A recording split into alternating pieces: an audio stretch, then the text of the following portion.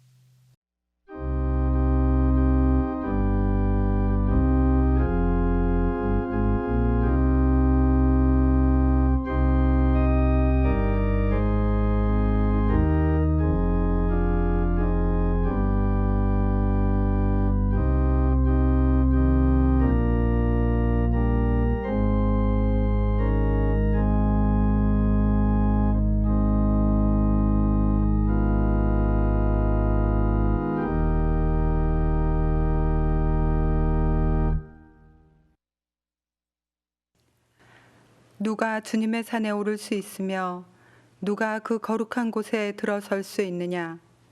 깨끗한 손과 해맑은 마음을 가진 사람, 헛된 우상에게 마음이 팔리지 않고 거짓 맹세를 하지 않는 사람이다. 그런 사람은 주님께서 주시는 복을 받고 그를 구원하시는 하나님께로부터 의롭다고 인정받을 사람이다. 그런 사람은 주님을 찾는 사람이요 야곱의 하나님의 얼굴을 사모하는 사람이다. 아멘.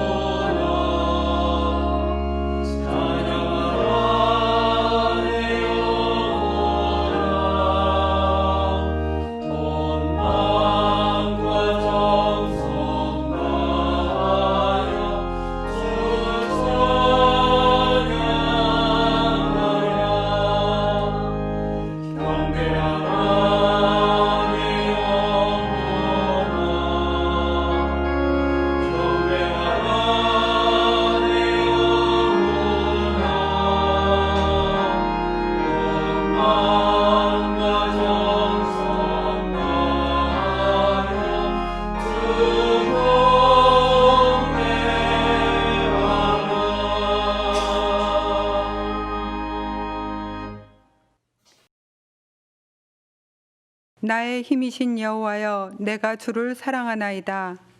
여호와는 나의 반석이시요 나의 요새시요 나를 건지시는 이시요 나의 하나님이시요 내가 그 안에 피할 나의 바위시요 나의 방패시요 나의 구원의 끝이시요 나의 산성이시로다. 예수께서 이르시되 오히려 하나님의 말씀을 듣고 지키는 자가 복이 있느니라 하시니라. 내가 복음을 부끄러워하지 아니하노니 이 복음은 모든 믿는 자에게 구원을 주시는 하나님의 능력이 됨이라. 먼저는 유대인에게로 그리고 헬라인에게로다. 복음에는 하나님의 의가 나타나서 믿음으로 믿음에 이르게 하나니 기록된 바 오직 의인은 믿음으로 말미암아 살리라 함과 같으니라. 내가 내 말에 거하면 참으로 내 제자가 되고 진리를 알지니 진리가 너희를 자유롭게 하리라. 우리 주 예수 그리스도로 말미암아 우리에게 승리를 주시는 하나님께 감사하노니 그러므로 내 사랑하는 형제들아 진실하며 믿을지 말며 항상 주의 일에 더욱 힘쓰는 자들이 되라. 아멘.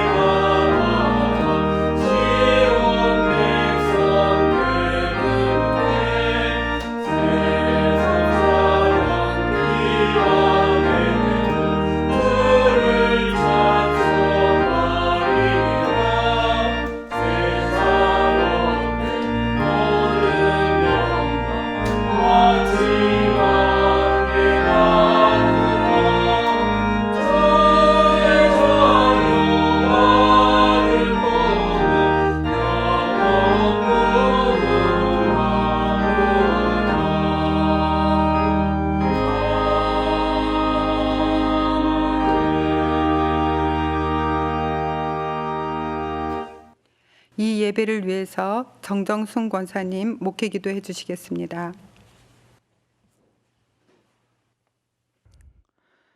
할렐루야. 참 좋으신 여호와 하나님, 은혜와 사랑에 감사를 드립니다. 2020년 엊그저께 시작한 것 같은데 벌써 마무리를 할 때가 되었음을 저희들 주님 앞에 고백합니다. 돌아보았을 때 하나님의 자녀로서 제대로 믿음 생활하면서 살아왔는지 뒤돌아보게 하여 주시옵시고, 저희들 잘못된 것 있으면 내놓고 회개하게 하여 주시옵시고, 남은 기간만이라도 더욱더 충성된 종아 잘했다 칭찬받는 귀한 복된 우리 직자님들 될 수 있도록 하나님 인도하여 주시옵소서. 특별히 하나님, 세계적으로 이 코로나로 인해서 너무나 힘들어하고 아파하는 이때에 아버지여, 코로나를 잠잠케 하시는 여호와께서 잠잠케 해주셔야 되겠사오니, 아버지여 주님, 저희들은 주님께 믿고 맡기며 기도밖에 할 수 없음을 주 앞에 고백하오니, 저희들 이럴 때일수록 더욱더 합심해서 기도할 수 있도록 하나님 함께하여 주시옵소서. 저희들의 기도가 허공을 치지 않도록 하늘나라에 상달될 수 있는 기도가 되게 하여 주시옵시며, 더욱더 간절히 부르짖는 그런 귀한 믿음의 무릎들로 거듭날 수 있도록 성령께서 주여 인도하여 주시옵소서. 더욱더 간절히 빌고 오나옵기는 우리 생명사랑교회를 놓고 하나님 기도합니다. 아버지, 좋은 교회 허락하여 주셔서 저희들 합심해서 기도하게 하여 주시옵시고, 많은 일들이 산적해가고 있지만 아버지, 저희들 합심해서 이럴 때일수록 더욱더 기도해서 좋은 아버지 거처로 옮길 때까지 어려움 없도록 하나님 성령께서 주여 인도하여 주시옵소서. 그래서 정말 대면 예배를 통해서 더욱더 하나 되는 교회가 되게 하여 주시옵시며 저희들 믿음이 쉬지 않고 끊임없이 더욱더 열사올 수 있도록 하나님 인도하여 주시옵소서. 특별히 하나님 지금 고3 수능을 치르고 있는 우리 생명사랑교회 어린아이들 10명이나 있사오니 하나님 이름 하나하나를 기억하여 주시옵시고 최고는 아니지만 최선을 다하여 자기가 원하는 대학에 진학할 수 있도록 하나님 등 뒤에서 더욱더 지혜를 허락하여 주시고 건강을 붙들어 주셔서 하나님이 보시기에 귀하고 복된 자녀들이 다 될 수 있도록 하나님 인도하여 주시옵소서. 특별히 하나님 우리 교회를 이끌고 가시는 우리 목사님과 전도사님들을 기억하여 주시옵시고 그 수고가 헛되지 않도록 늘 강건함을 더하여 붙들어 주시옵시고 양들을 위해서 기도하는 목자의 음성이 밖으로 흘러넘어서 많은 양들 죽어가는 양들이 주 앞으로 구원해내는 구원의 방주 역할까지도 감당할 수 있도록 성령께서 주여 인도하여 주시옵소서. 아버지 저희들 비대면 예배로 인해서 제대로 모이지 못하지만 오고 가는 소식이 날마다 감사가 넘치는 소식이 되게 하여 주시옵시고 저희들 이럴 때일수록 더욱더 합심해서 기도하여 선을 이루어가는 몸된 생명 사랑교회가 될 수 있도록 하나님 인도하여 주시옵소서. 저희들 날마다 주님께서 지켜주시는 그 사랑을 가지고 세상에 나가서 빛으로 소금으로서의 역할을 온전히 감당하며 살아갈 수 있는 복된 식구들이 다 될 수 있도록 하나님 인도하여 주시옵소서.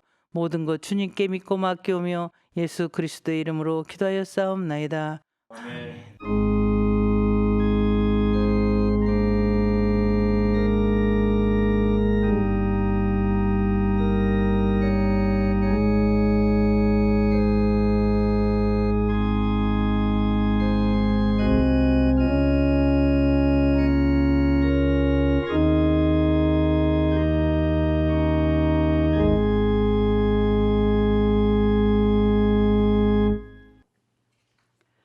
오늘 우리에게 주시는 성경 말씀은 욥기 24장 13절에서 17절 말씀과 시편 101편 1절에서 8절, 누가복음서 12장 49절에서 53절 말씀입니다. 먼저 욥기의 말씀을 저와 함께 한 절씩 교독하시고 마지막 절은 함께 읽겠습니다. 빛을 싫어하는 사람들이 있다. 그들은 빛이 밝혀주는 것을 알지 못하며 빛이 밝혀주는 길로 가지 않는다. 살인하는 자는 새벽에 일어나서 가난한 사람과 궁핍한 사람을 죽이고 밤에는 도둑질을 한다. 간음하는 자는 저물기를 바라며 사람들이 눈치채지 못할 것이라고 생각하며 얼굴을 가린다. 도둑들은 대낮에 털집을 도와주었다가 어두워지면 벽을 뚫고 들어간다. 이런 자들은 하나같이 하얀 한낮에는 익숙하지 못하다. 다 같이 그들은 한낮을 무서워하고 오히려 어둠 속에서 평안을 누린다. 다음은 시편 101편 1절에서 8절 말씀을 저와 함께 한 절씩 교독하시겠습니다. 주님, 주님의 사랑과 정의를 노래하렵니다. 주님께 노래로 찬양 드리렵니다. 숨어먹는 길을 배워 깨달으렵니다. 언제 나에게로 오시렵니까? 나는 내 입에서 흠이 없는 마음으로 살렵니다. 불의한 일은 눈앞에 얼씬도 못하게 하렵니다. 거스르는 행위를 미워하고 그런 일에는 집착하지 않겠습니다. 부러진 생각을 멀리하고 악한 일에는 함께하지 않겠습니다.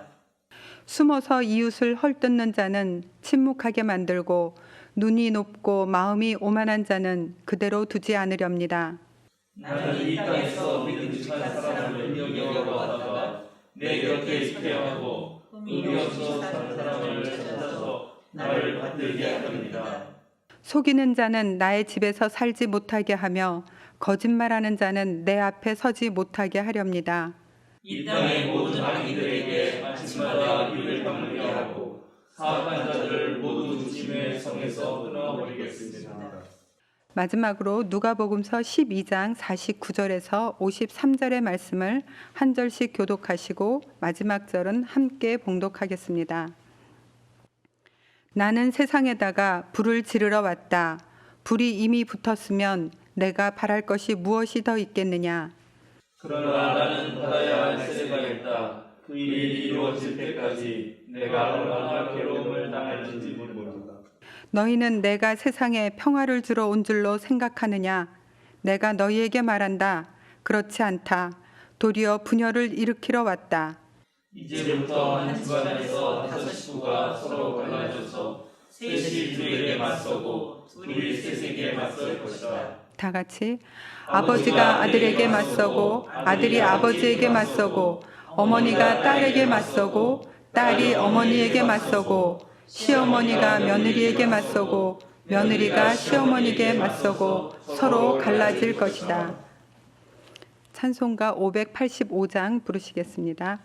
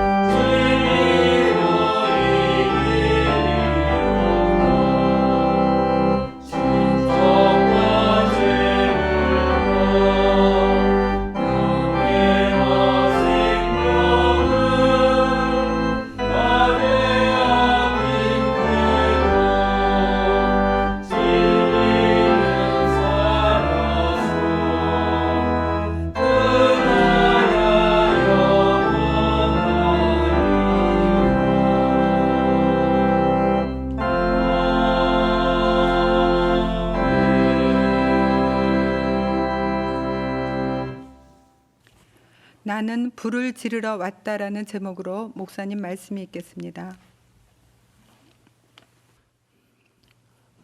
매년 10월 마지막 주는 우리가 종교개혁주일로 지킵니다. 1517년 10월 31일 한 무명의 수도사요 또 생긴 지 얼마 안 된 대학교의 교수였던 마틴 루터가 비텐베르크 성체 교회당 문 앞에다가 95개의 논제를 게시하게 되는데 이 95개조 논제가 유럽 전역으로 퍼져나가면서 유럽은 대개혁의 소용돌이에 휩싸이게 됩니다. 종교개혁은 단순히 종교에 대한 개혁에만 머물지 않고 당시의 정치와 법, 학문과 예술, 그리고 교육과 사회복지에 정말 전 분야에 걸쳐서 영향을 주었습니다. 그리고 이제 이 종교개혁을 계기로 해서 중세시대는 저물고 근대라고 하는 새로운 시대가 열리게 됩니다. 종교개혁의 결과 개신교라고 하는 새로운 교파가 탄생하였기 때문에 오늘은 정말 개신교의 우리 뿌리를 생각하는 그런 주일이기도 합니다. 개신교를 영어로 프로테스탄티즘이라고 말하고 종교개혁가들을 프로테스탄트라고 합니다. 이 프로테스탄트는 항의한다, 저항한다 이런 뜻입니다. 당시에 부패한 카톨릭 그 교회의 교황이었던 레오 10세가 이 종교개혁을 일으킨 루터를 1521년 1월 21일에 이단으로 지목해서 파문하는 칙령을 내립니다. 그런데 루터는 교황의 파문 칙령을 불태워버립니다. 그리고 이후에는 이제 루터를 따르는 많은 무리들이 기하급수적으로 늘어나갔고 신성 로마 제국의 제후들도 루터 편에 손을 들어주게 됩니다. 그런데 19살의 나이에 황제가 되었던 카를 5세는 독실한 카톨릭 신자였습니다. 그래서 루터를 달가워하지 않았죠. 그러나 국제 정세의 흐름에 따라서 처음에는 이 루터파들에게 신앙의 자유를 제한적으로 허락해 줍니다. 그러나 이탈리아를 둘러싸고 이 프랑스와의 경쟁에서 독일이 승리한 이후에 카톨릭을 옹호하면서 신성 로마 제국 내의 모든 제후들이 다시 카톨릭으로 복귀할 것을 명령하고 강요합니다. 그러나 루터파들은 이에 맞서서 1529년 4월 19일에 제3차 슈파이어 제국 회의에서 지난 1926년 즉 3년 전에 허락했던 이 신종교, 신교파에 대한 종교의 자유를 허락했던 그것을 지키라 하면서 아주 공식적인 서한문을 보내게 됩니다. 프로테스타치온 폰 스파이어라고 하는 그런 서한문이었는데요. 바로 그게 항의 서한문이었습니다. 이때부터 루터파들은 바로 저항하는 자, 즉 프로테스탄트라는 별명을 얻게 되었고 이제 이후에 개신교 전체를 아우르는 말이 됐습니다. 한편 이 루터의 종교개혁은 스위스의 칼뱅과 그리고 쯔빙글리로 계속 이어져 나갑니다. 그런데 이들 세 사람의 신학과 신앙의 기초에서 세워진 교회들을 개혁교회, 즉 리폼드 처치라고 부르기도 했습니다.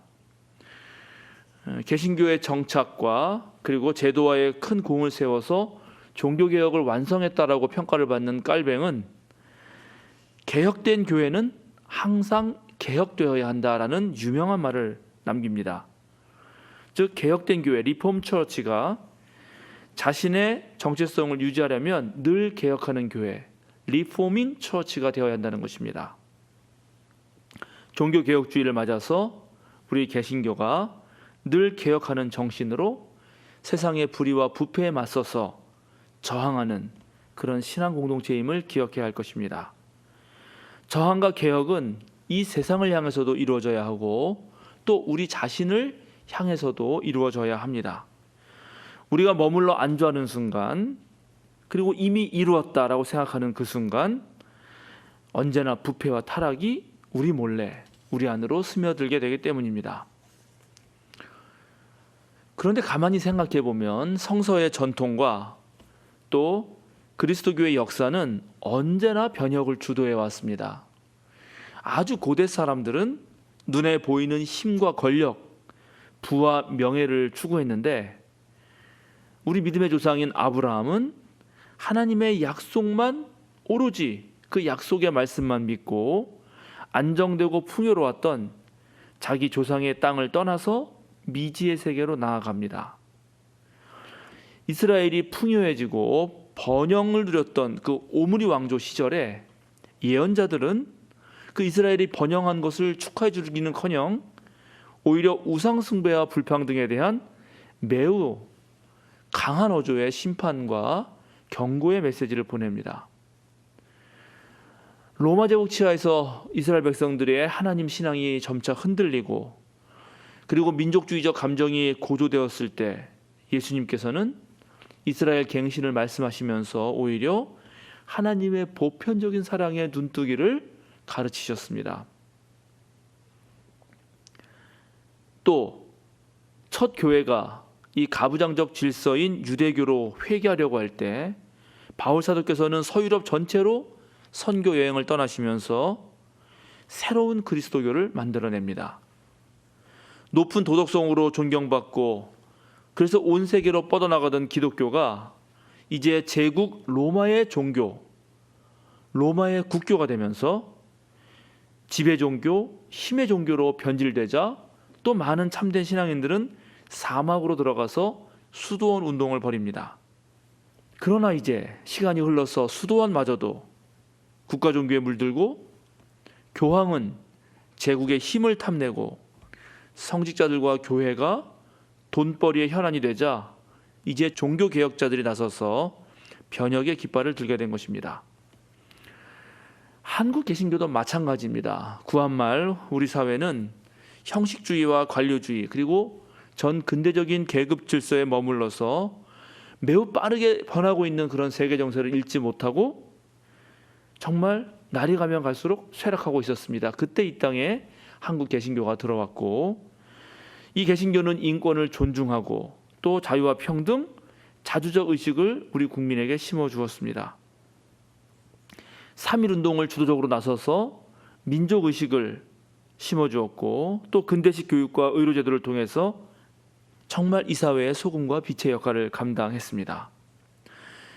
물론 한편으로 개신교가 이 땅에 정착하는 과정에서 유교의 가부장주의라든가 권위주의 또 무교의 기복신앙 내세지향적이면서 타계적인 신앙의 모습을 보인 것도 사실이지만 그러나 우리 개신교는 서슬퍼런 독재 정권에 맞서서 민주화 운동을 했고 또 한국의 근원적 죄악의 뿌리라고 할 수 있는 이 분단 체제의 극복을 위해서 매우 열심히 통일운동에 애썼던 것도 사실입니다. 급변하는 사회 속에서 소외된 이들의 친구가 되어주고 해체되어가는 마을 공동체의 대안으로 서로 힘이 되어주고 격려하면서 정말 함께 그 어려움을 극복해냈던 곳도 바로 교회였습니다. 코로나19 상황에서 친교 공동체로서 교회가 얼마나 소중했는가 지금 우리는 여실히 느끼고 있는 것입니다. 그런데 이제 1900년대 후반에 들어서서 교회가 급격히 성장하자 자본주의에 물들고 권력과 야합하는 결과를 낳았고 더 이상 새로운 개혁의 동력이 상실되었습니다. 그러자 세상 사람들은 더 이상 교회를 신뢰하지 않았고 오히려 세상의 조롱거리와 걱정거리가 되는 현상이 벌어졌습니다. 그러나 지금도 사실은 여전히 보이지 않는 곳에서 많은 참된 그리스도인들은 빛이 되어서 자기 역할을 감당하고 있습니다. 우리 생명사랑교회도 그런 많은 신앙 공동체 중에 하나가 되려고 부단히 애쓰고 있는 공동체입니다. 세상은 교회가 타락해왔다고 비난을 하고 손가락질을 합니다. 물론 그 손가락질하는 데는 일리가 있지만은 교회가 타락했다는 그런 비판에는 세상 사람들은 여전히 교회에 대한 어떤 기대와 희망이 있다는 반증이기도 합니다. 왜냐하면 어차피 세상에 나아가도 그 세상도 타락했기 때문입니다. 돈이 최고의 가치가 되고 경쟁은 당연한 것이고 그 경쟁에서 이긴 승자는 모든 것을 거머쥐고 패자는 막다른 골목으로 내몰리는 상황이 우리 사회입니다. 함께 잘 살아보자, 함께 가자라는 그런 소리가 없는 것은 아니지만 그러나 우리에게 닥치는 현실은 정말 다릅니다. 대부분은 각자 도생의 길을 가고 있고 거기에서 자신만의 방법을 찾지 못한다면 언제든 도태될 위협과 불안에 빠지게 됩니다. 최근에 계속되고 있는 택배 노동자들의 그런 죽음이라든가 비정규직 노동자들의 죽음 그리고 산업 현장에서 계속 일어나고 있는 재해들은 하청에 또 하청을 주는 그런 방식 때문입니다. 그래서 사회적 약자들은 정말로 그 어려운 삶을 살아가면서도 그 사람들의 그 고열을 짜서 소수의 사람들이 배를 채우는 일들이 이 세상에서는 벌어지고 있습니다. 코로나19 상황에서도 중국의 마윈이라고 하는 그 갑부가 있죠. 알리바바의 창시자인데 그 사람이 작년 한 해 벌어들인 돈이 67조 원, 독일의 GDP보다 많다고 합니다.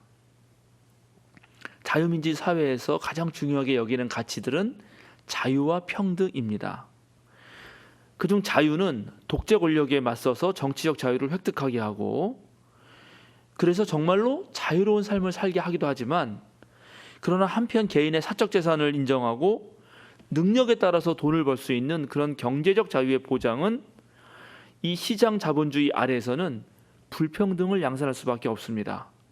그냥 시장에 맡겨 놓으면 이 사회는 가면 갈수록 그 불평등이 심해지고 고착화됩니다. 그 불평등을 당연한 것으로 여깁니다. 저 사람은 능력이 있어서 그렇게 된 것이라고 생각하는 것인데, 그러다 보니까 부자는 더욱 부자가 되고 가난한 사람들은 더욱 가난해지고 중산층들은 점점 밑으로 떨어지게 되는 것입니다. 게다가 전 세계에 몰아닥친 코로나19로 인해서 지금 사회적 약자들의 고통은 이루 말할 수가 없습니다. 올해 노벨 평화상을 UN 세계 식량 계획이 받았습니다. UN 세계 식량 계획이라는 기구는 매년 전 세계 83개국에 1억 명이나 되는 사람들, 가난한 사람들을 지원하는 아주 좋은 기구입니다. 세계 기아 인구를 0명을 만들겠다. 제로 헝거라고 하는 목표를 가지고 아주 애쓰는 기구입니다.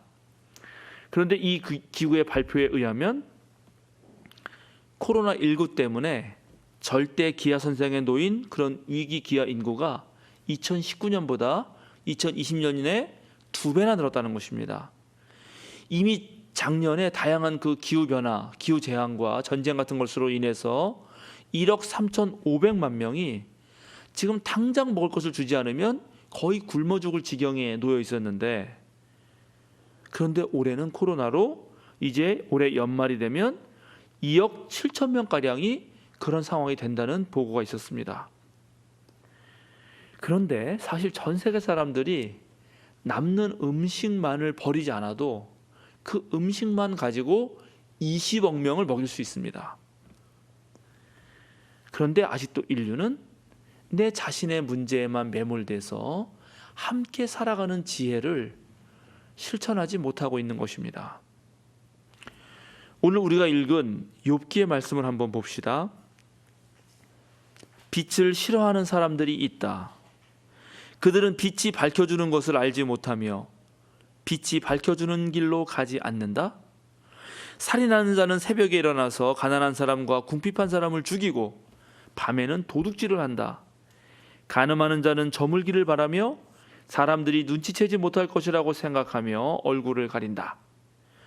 도둑들은 대낮에 털집을 보아두었다가 어두워지면 벽을 뚫고 들어간다. 이런 자들은 하나같이 밝은 한낮에는 익숙하지 못하다.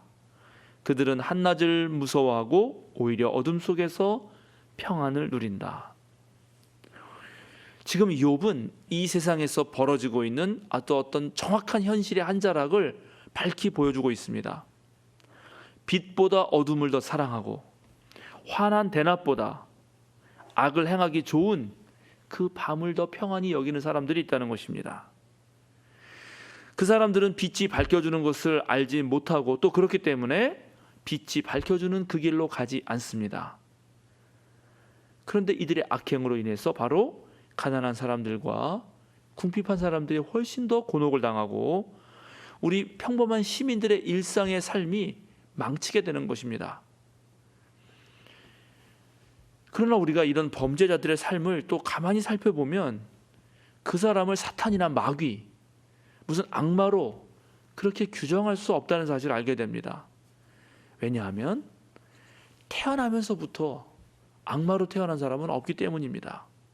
그 사람도 삶의 곤경에서 오는 숱한 그 상처가 마음에 쌓이고 그것이 분노와 잘못된 행동으로 이어지면서 결국 그런 사람이 된 것이기 때문에 그렇습니다. 그래서 결국 우리 모두가 함께 좀 더 안전하고 행복한 삶을 누리기 위해서는 모두가 더 좋은 사회를 만드는 일에 나서야 합니다. 사실 우리는 너무나 쉽게 국가와 정부 탓을 합니다. 왜 국가가 이걸 못해주냐 이렇게 말을 하죠. 그러나 결국 그런 국가와 이 사회를 만들어가는 것도 우리들 한 사람 한 사람의 태도와 능력에 달려 있습니다. 오늘 우리가 함께 읽은 이 시편의 말씀은 다윗 왕이 왕으로서 약속한 그런 노래라고 그렇게 전해지지만 사실 우리 모두가 우리 사회와 우리 삶의 주인이 되어서 한번 이렇게 살아보자. 특별히 민주주의 사회에서는 모두가 왕인 세상이니까 이렇게 살아보자라고 노래할 수 있는 그런 노래가 되어야 합니다. 제가 다시 한번 시편의 말씀을 읽어보겠습니다. 오늘 시편의 말씀은 구절 하나하나가 너무나 아름답고 보석 같습니다. 주님, 주님의 사랑과 정의를 노래하렵니다. 주님께 노래로 찬양 드리렵니다. 흠 없는 길을 배워 깨달으렵니다. 언제 나에게 오시렵니까? 나는 내 집에서 흠이 없는 마음으로 살렵니다. 불의한 일은 눈앞에 얼씬도 못하게 하렵니다. 거스르는 행위를 미워하고 그런 일에는 집착하지 않겠습니다. 구부러진 생각을 멀리하고 악한 일에는 함께하지 않겠습니다. 숨어서 이웃을 헐뜯는 자는 침묵하게 만들고 눈이 높고 마음이 오만한 자는 그대로 두지 않겠습니다. 나는 이 땅에서 믿음직한 사람을 눈여겨보았다가 내 곁에 있게 하고 흠이 없이 사는 사람을 찾아서 나를 받들게 하렵니다. 속이는 자는 나의 집에서 살지 못하게 하며 거짓말하는 자는 내 앞에 서지 못하게 하렵니다. 이 땅의 모든 악인들에게 아침마다 입을 다물게 하고 사악한 자들을 모두 주님의 성전에서 끊어버리겠습니다. 첫 마디의 각오부터가 아주 정확하고 옳은 방향을 택하고 있습니다. 우리 모두는 주님의 사랑과 정의를 노래해야 합니다. 사랑을 담은 정의를 실천하고 또 정의를 포함한 사랑을 해야 합니다. 정의 없는 사랑은 사적인 감정으로 편향되기 쉽고 사랑 없는 정의는 가혹한 폭력이 될 수 있습니다. 따라서 사랑과 정의는 함께 가야 합니다. 오늘 시편의 저자는 자신의 집에 있을 때부터 내 스스로를 흠이 없는 사람으로 살겠다. 내가 구부러진 생각도 하지 않고 불의한 일도 하지 않고 악한 일에는 얼씬도 하지 않겠다라고 다짐하면서 스스로 훈련합니다. 더 나아가서 자신의 주변의 모든 사람들을 좋은 사람들로 만들겠다는 것입니다. 불의한 자들은 물리치고 오히려 선한 영향력을 끼칠 수 있는 그런 좋은 사람들을 모아서 훨씬 더 많은 일들을 해보겠다고 하는 것입니다. 작은 촛불들이 모일 때 어둠이 점점 사라지는 것처럼 우리 생명사랑 신앙공동체도 그래야 합니다. 우리 교회가 정말로 참된 신앙인들이 몰려오는 곳이어야지 왜곡된 신앙, 독선적이고 교만하며 하나님을 수단으로 삼으며 또 기득권을 쥐고 지배하려는 이들이 모이는 곳이 되어서는 안 됩니다. 몸이 따르지 않고 말만 무성하며 그리스도교 진리를 탐구하지 않으면서도 자신을 드러내려는 사람들이 모이는 곳이어서도 안 됩니다. 그런 의미에서 우리 모두는 각자 한 사람 한 사람이 정말 참된 신앙인이 되려고 애쓰고 노력해야 합니다. 저는 강요하는 것을 매우 싫어하는 사람입니다. 또 실제 강요로는 참된 신앙교육과 양육이 일어나지 않습니다. 신앙은 전적으로 각 개인이 주님 앞에서 스스로 훈련해야 하는 것입니다. 물론 교회가 목회자나 각종 위원회 또 모임을 두고 목회 활동을 통해서 다양한 방식의 양육과 성장의 기회를 제공하지만 그러나 그것을 감당하고 자기 것으로 만드는 일은 결국 신앙인들 개개인 본인에게 달려 있습니다. 그래서 나중에 하나님 앞에 갔을 때 아무도 핑계할 수 없습니다. 오늘날 하나님 나라 선교를 위해서 정말 필요한 사람은 자기 스스로 신앙의 뿌리를 깊이 내린 사람입니다. 코로나19 상황은 교인들 무리에 묻혀서 적당히 신앙생활하던 우리의 게으름을 질타하고 있습니다. 홀로 정말 스스로 설 수 있도록 하나님께서 채찍을 드신 것입니다. 너희 신앙의 식구들이 함께 모이지 못할 때에도 너는 홀로 내 앞에 서 있느냐? 하나님이 우리에게 묻고 계십니다. 그동안 한국 개신교는 양적인 성장을 자랑해 왔습니다만 그러나 이제 하나님은 우리의 신앙의 질을 묻고 있습니다. 성숙한 신앙인지 아닌지를 점검해 보겠다는 것입니다. 우리 생명사랑교회는 올해 안에 이제 예배 처소를 옮기게 됩니다. 새로 마련하는 공간은 지금보다 아마 좀 좁아질 것입니다. 전체가 함께 모이기에는 더 좁을 수도 있습니다.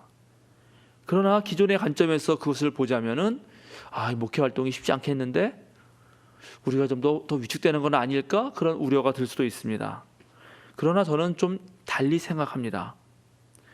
공간이 작다고 신앙의 성숙이 안 되는 그런 것 아니기 때문입니다. 시간을 잘 분배한다면 오히려 공간의 협소함이 더 좋은 교육을 하는 장소가 될 수 있다고 생각합니다. 우리가 온전히 주일 11시에만 얽매이지 않는다면, 그래서 주중에도 언제든지 그 새로운 예배 공간, 모임 공간을 활용할 수 있다면 우리의 신앙은 얼마든지 새롭게 거듭날 수 있을 것입니다. 주일 예배는 정말로 우리에게 소중하지만 그 예배가 실제로 내 신앙을 굳건히 하고 성숙시키는 데 어떤 역할을 했는지 우리는 진지하게 물어볼 필요가 있습니다. 모이던 예배가 흩어지는 선교로 이어졌는지, 함께 모여드린 예배가 내 일상의 삶에서 정말 생활신앙으로 거듭났는지 우리는 성찰해야 하는 것입니다. 모이는 예배이든지 온라인 예배이든지 여러분 각자가 스스로 생각하고 배우려는 의지, 더 성숙한 신앙을 가지려는 의지가 없다면 우리들이 드리는 예배는 일종의 퍼포먼스, 쇼가 되고 맙니다. 그리고 여러분들은 구경꾼이나 그저 시청자가 될 뿐입니다.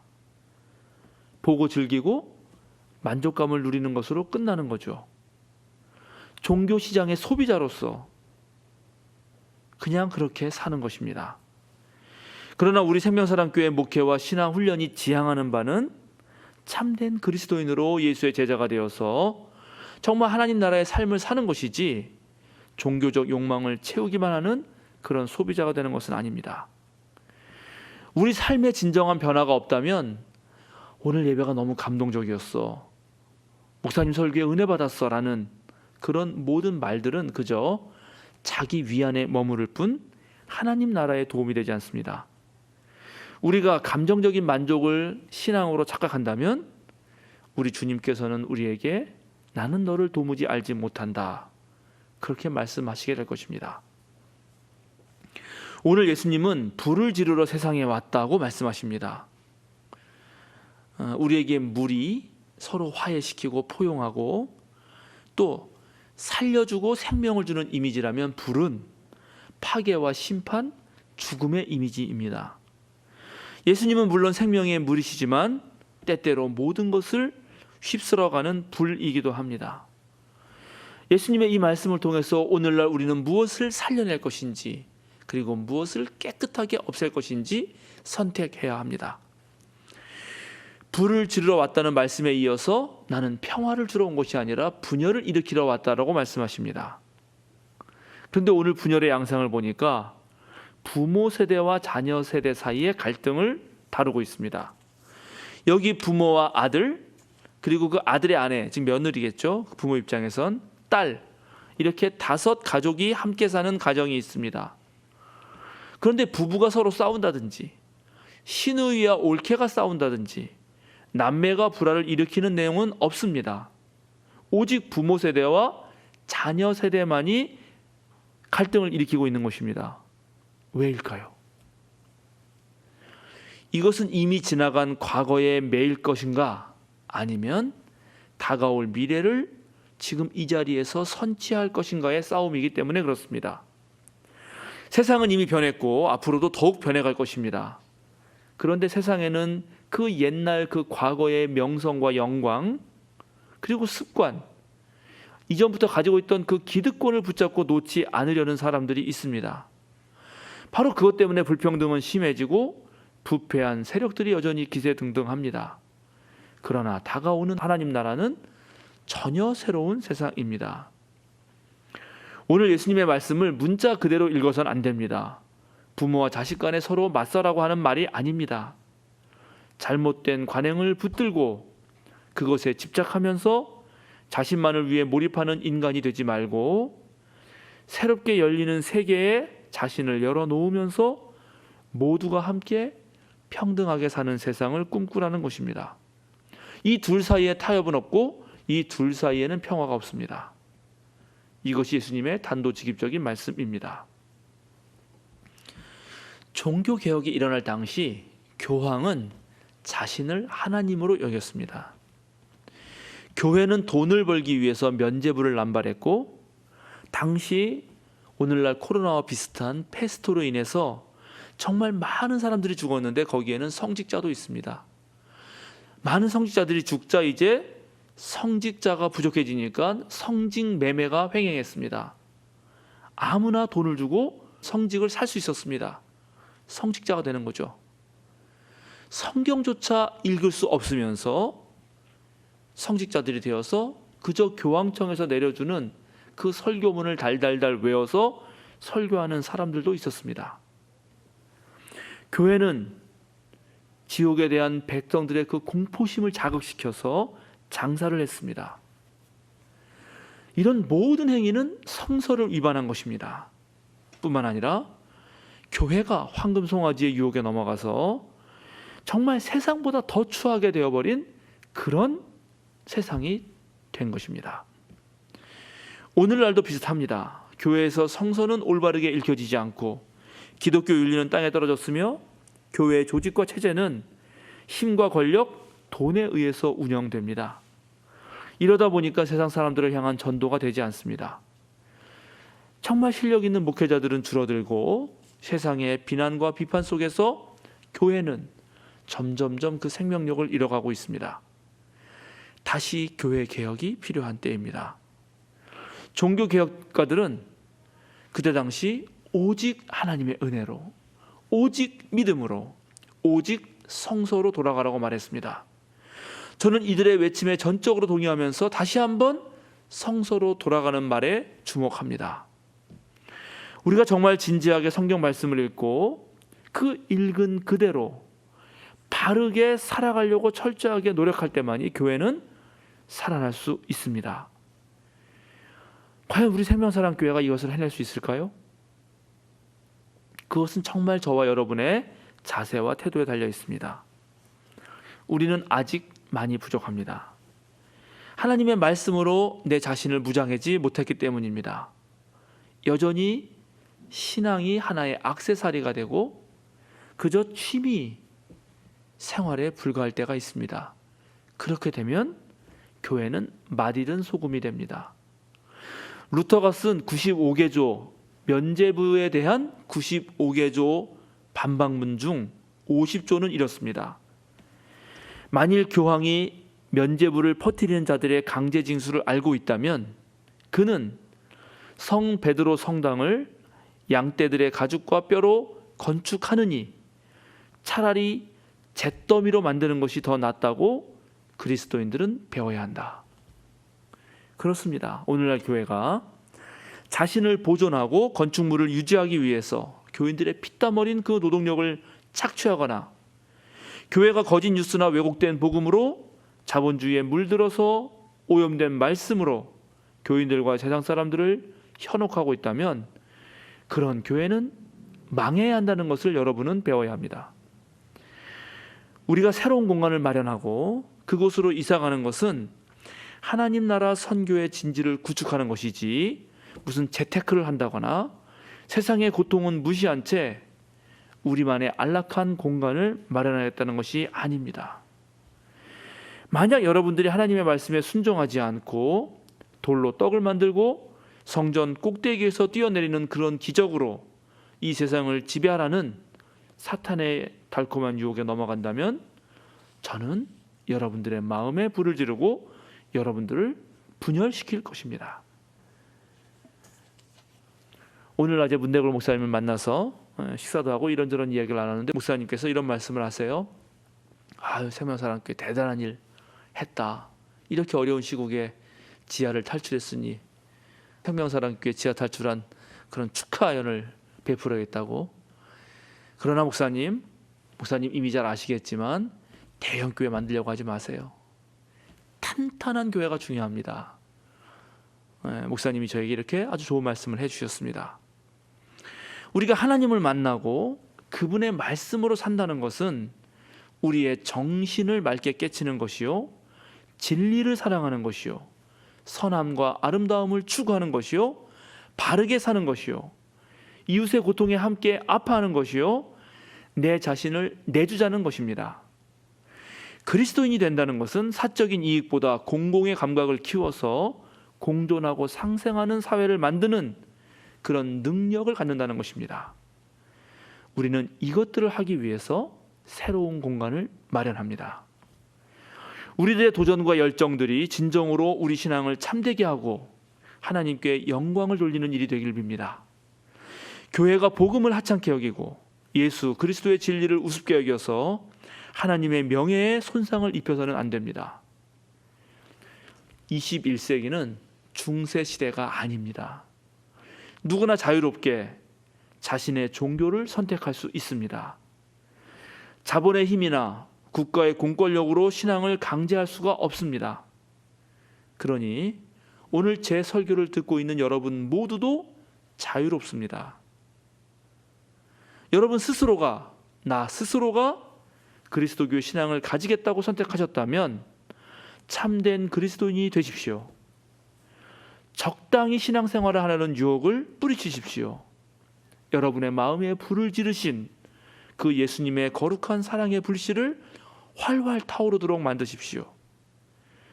여러분 마음에 이미 불이 붙었다면 제가 바랄 것이 더 무엇이 있겠습니까? 사랑하는 생명사랑교회 여러분, 우리와 함께 예배하는 전국의 성도 여러분, 여러분은 덥지도 않고 차지도 않아서 버림받는 일이 없게 하십시오. 다 함께 기도하겠습니다. 거룩한 하나님, 생명사랑 신앙공동체 구성원들이 거룩한 변혁의 주체가 되게 하여 주소서. 마음을 단단히 먹고 첫사랑을 회복하게 하여 주소서. 적당히 교회 다니면서 세상도 즐기려는 유혹을 뿌리치게 하여 주소서. 오히려 이 세상을 하나님의 나라로 일구는 일에 전심전력을 다하게 하여 주소서. 먹고 마시는 일이 아니라 하나님 나라와 의를 이루는 데에서 참된 기쁨을 누리게 하여 주소서. 그 옛날 요엘 선지자를 통해 영을 부어주신 하나님, 우리에게도 거룩한 영을 주셔서 젊은이들이 환상을 보고 노인들이 꿈을 꾸게 하여 주소서. 새로운 공간에서 새로운 마음으로 새로운 시대에 더 멋지고 당찬 선교를 해나가게 하여 주소서. 온 성도가 한 마음이 되며 하나님의 영광을 드높이는 삶을 살아가게 하소서. 영원한 사랑으로 우리를 자유로 이끄시는 예수 그리스도의 이름으로 기도드립니다. 아멘.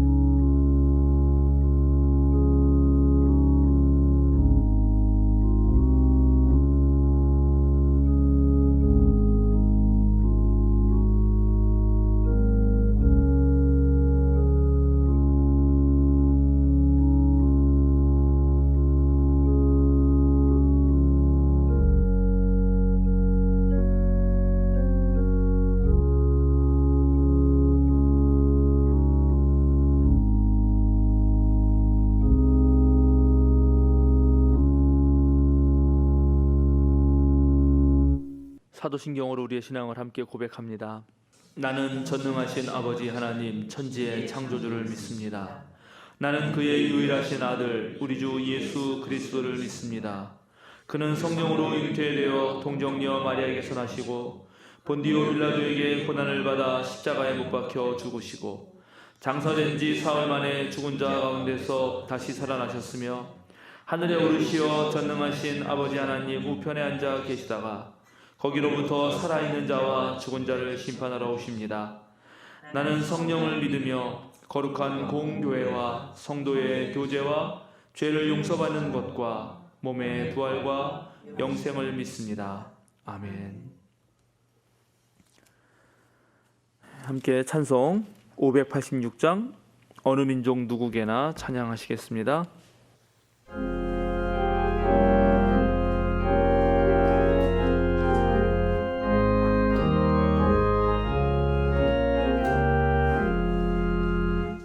사울 때에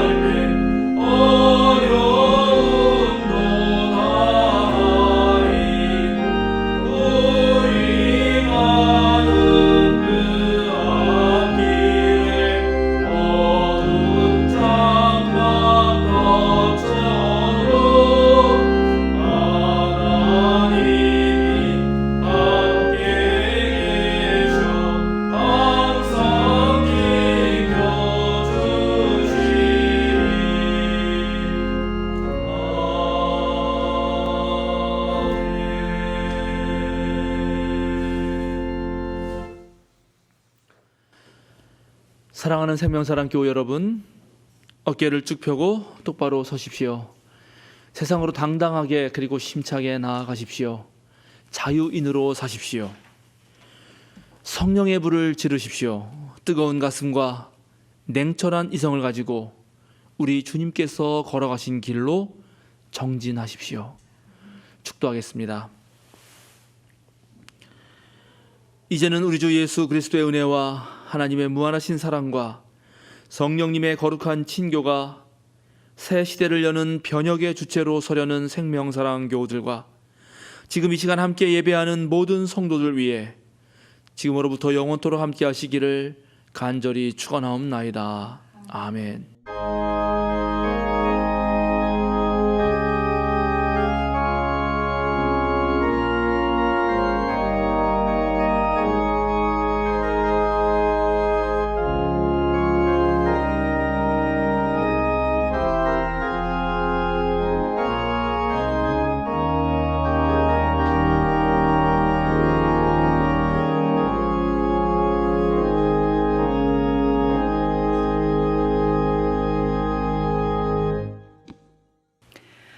알림과 사귐 시간입니다. 오늘은 창조절 8째 주일이자 종교개혁 주일입니다. 온라인 예배와 모이는 예배를 병행합니다. 모이는 예배는 오후 3시 열림교회에 모여서 드리도록 하겠습니다. 2시 반까지 교회에 오시면 함께 가시도록 하면 되겠습니다. 오후 1시에 목회 운영위원회 회의가 있습니다. 회의 전에 부속실 정리와 청소를 하겠습니다. 생명사랑 배움반을 비롯한 모든 소모임은 당분간 휴강합니다. 재개 시점은 추후에 안내하겠습니다. 지난 공동의회에서 김기룡 집사가 총 참석자 63명 중 44표를 얻어 장로로 선출되었습니다. 6개월의 피턱 장로 교육과 노회의 장로 고시를 거쳐 내년 5월에 임직하게 됩니다. 김학로 장로님은 올해 12월 13일로 은퇴하시게 됩니다. 내년 장로 임직식에서 은퇴하시는 김학로 장로님의 수고에 감사하는 예식을 함께 진행하겠습니다. 다음 주 화요일 서울 북노회 정기회가 있습니다. 한문덕 목사님과 이준일 장용 장로님께서 참석하십니다. 수요 기도회는 유튜브 실시간 방송으로 진행합니다. 예배 초소 이전 과정을 위해 기도해 주시기 바랍니다. 인테리어 업체가 선정되었고 10월 말에 잔금을 치르고 11월 2일부터 공사를 진행할 예정입니다. 자기 진로를 찾기 위해 노력하는 고3을 위해 기도해 주시기 바랍니다. 이미 수시와 논술이 진행 중이고 수능일은 12월 3일입니다. 권수경, 김동섭, 나홍민, 오형석, 오승혁, 우준원, 이동원, 황하람, 홍예빈, 최준호 총 10명입니다. 전교인 카톡방 공지에 10명의 사진과 진로 또 기도 제목을 올려놓았습니다. 참고하시면 좋겠습니다. 생명사랑교회 유튜브 채널과 전교인 카톡방에 공유하는 신앙교육 자료를 잘 활용해 주시기 바랍니다. 외부에도 적극적으로 홍보해 주셔서 온라인 선교에 함께 힘써 주시기 바랍니다. 3년 성경 통독 과정을 진행 중입니다. 매일 아침 전교인 카톡방에 공유해드리는 말씀을 묵상해 주시고 질문의 답도 찾아보시면서 열심히 참여해 주시기 바랍니다. 이상입니다.